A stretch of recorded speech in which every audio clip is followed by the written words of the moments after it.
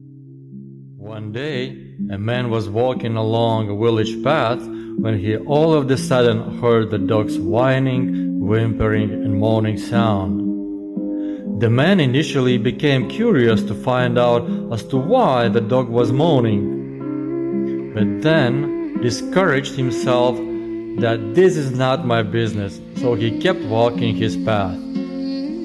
The next day, the man was heading the same path, and to his surprise, he stumbled upon the same situation once again.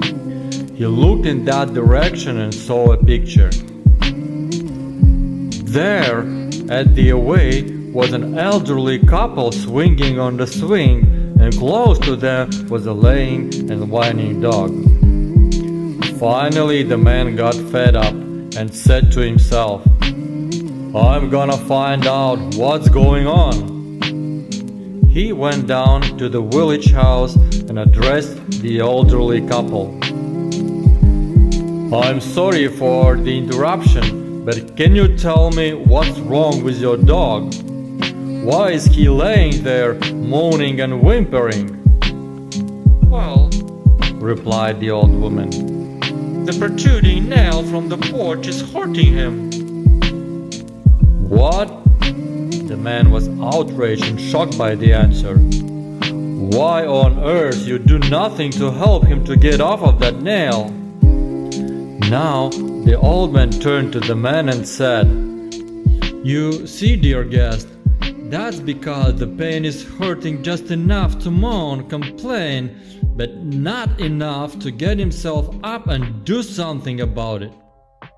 When suffering will become unbearable, he will try to get up, and then we will definitely gonna help him." This story is a good analogy for how many of us have such a nail in our life that hurts us, and we act similarly to remain in our comfort zone because it doesn't hurt enough to get up and do something about it. Many times it is because we have told ourselves that the pain we know is more comfortable, less worse than the pain we'll face when stepping out of the comfort zone. Anything that we are unfamiliar with creates fear, so we have natural tendencies to stick to what we know and be on the safe side.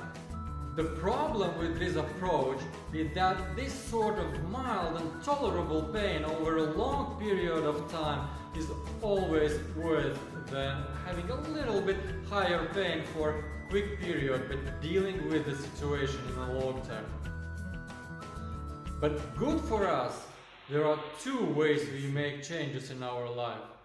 One, it is because of desperation, when it's too unbearable to tolerate the pain, or secondly, because of the inspiration that is propelling us to breaking through.